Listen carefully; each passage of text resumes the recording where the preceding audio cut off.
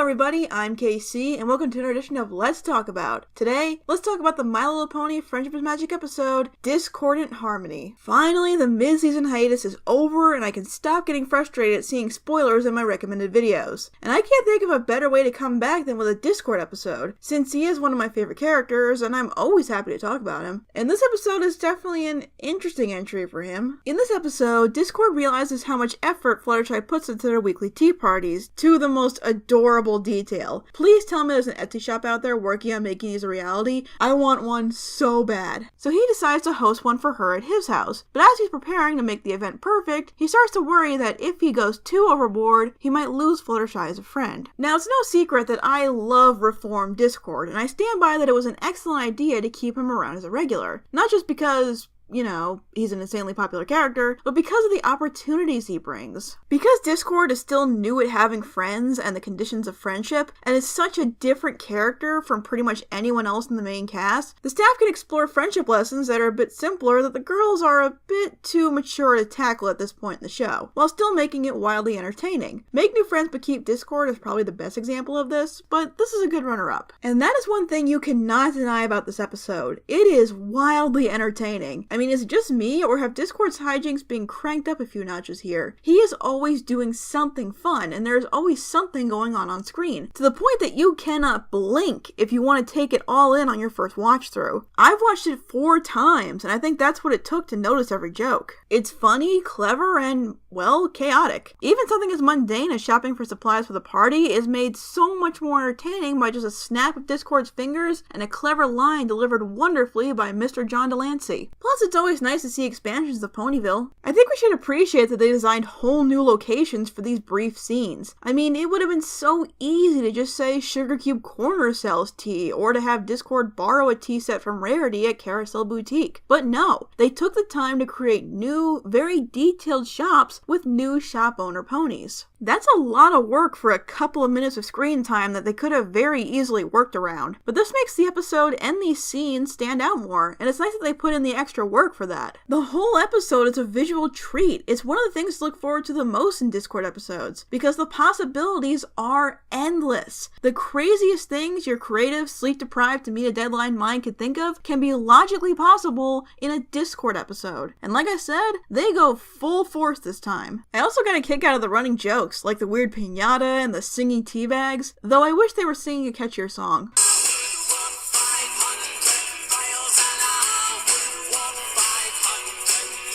Much better. Plus, it was cool to see Discord's house again, but I think the swirling vortex of doom is new. But the comments ponies make while Discord is shopping is where his doubts that he and Fluttershy are too different to be friends start to surface. So he tries to normal himself up, and this was a point where I thought I knew where this was going, but we'll get to that. I also thought that Discord making a bunch of versions of himself to bounce ideas off of and help him clean the place up was pretty funny and a clever workaround. It would have been weird to just have Discord worry while talking to himself. It just wouldn't work well. So instead, he interacts with himself, you know what I mean. It wouldn't be nearly as much fun if Discord was fixing everything up on his own, but make half a dozen Discords and you get everything from the funny and clever to the downright bizarre. But now that I think about it, this idea sounds awfully familiar. And I'm not gonna lie, while Discord acting normal is really, really weird, like uncomfortable weird, I'm kinda digging the sweater. It's a good look for him. Now this is where it could have gone the predictable route of Fluttershy just calling out Discord for thinking he needs a change, but then something more interesting happens. Apparently Discord made himself so normal that it's going against his very nature, and he starts to fade away, not even able to use his magic anymore. Okay, can we just stop to talk about this because it's fascinating? I'm really surprised I haven't seen more people talk about this. I was so intrigued when I saw this happen. Okay, so Discord is a creature of pure chaos. We've known that from day one. But this means it's something he has to create in order to survive. It's tied to his very being. You could argue that this is why Discord acts the way he does, but I don't think it's intentional. Just look at his reaction when this starts to happen. What's going on?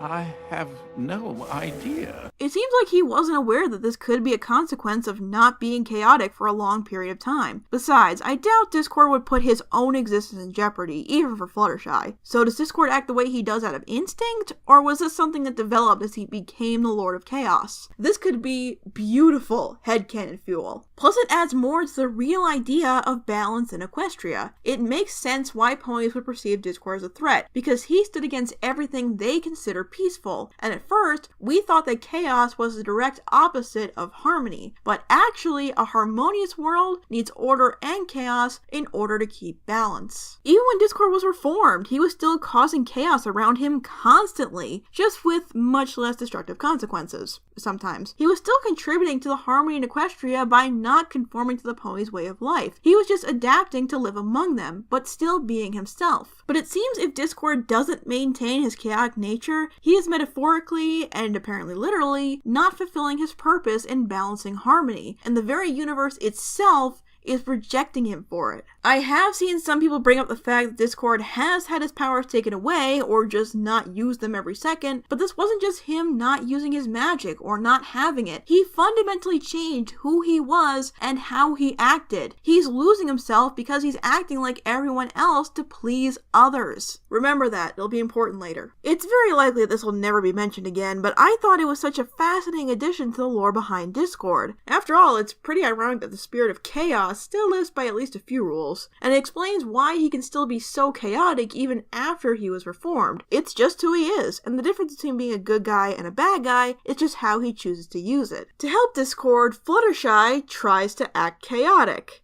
Her attempts are too adorable for words, but it also shows just how well she knows Discord and how much she likes Discord for who he is, how she gets a kick out of his way of looking at the world and how much fun he can be, which brings us to how they present the message. It goes back to what I said about using Discord to tell stories that they can't necessarily tell with the main six anymore. They're all so different that they wouldn't think twice about the comments ponies would make when they realize they're friends. But it's a perfect conflict for Discord. He is still new at friendship, so he isn't aware right away if he's doing something wrong. And I think ever since the T-Rex incident, he's been a bit more self-conscious about how good of a friend he really is. So it's easy to see why he would take those comments to heart. And I absolutely love how they phrase why Fluttershy likes Discord just the way he is. It's something you can get out of any friendship, even if you are very similar, because everyone has different interests, perspectives, and personalities. One of the best things you can get out of friendship is, to paraphrase Fluttershy, opening yourself to new possibilities. It makes me think back to when Discord was first reformed and how people thought Fluttershy was just pretending to be his friend just to keep him on a leash and just scoff. Yes, a big part of friendship is compromise, but there's a big difference between compromising and changing who you are as a person. If they don't like you for who you are deep down, even if it's different from what they are, then what's the point of being friends? This is a two-sided, genuine friendship from two people who get the most out of how different they are, and it is so sweet and cute, and I cannot get enough of it. Overall, Discord and Harmony is a very fun watch, and actually has more depth than I expected it to. When I heard what the premise was, as much as I love Discord, I honestly was just expecting it to be kind of fun and not much else. But I got a lot more out of this episode than I thought I would. The animation and writing is always bringing something fun to the table, with fun visual gags and very memorable lines of dialogue. And excellent performances from the voice actors elevating what they were given to their full potential. All of that alone would be enough to make this episode fun in its own right, but the last third is really what elevates it to something special. From adding some more to the world of MLP and Discord himself, to taking a premise that could have been cliche, worked perfectly with the two most unusual friends in the show. Sure, the main six are all different from each other, some much more than others, but I've never seen them approach the fear of realizing how different you might be from your friends as well as they did here. And it's something I think should have been addressed between Fluttershy and Discord for a few reasons. And it all comes together for a great payoff. It could even be an effective metaphor for the dangers of peer pressure. If you try to change everything about yourself because you're afraid people won't like you the way you are, you could lose what makes you special in the process. But if you're willing to show your true colors, you might just find people who like you for why you're different. Or maybe I'm digging too deep at this point, who knows. The only thing that's kind of a shame is that this episode is probably going to get overshadowed by this other episode that came out right after. You might have heard of it, I think it's an Applejack episode. But for me, this may be my new favorite Discord episode. It just has everything I love about having the spirit of chaos take over an episode. Thanks for watching, and I will see you guys next time.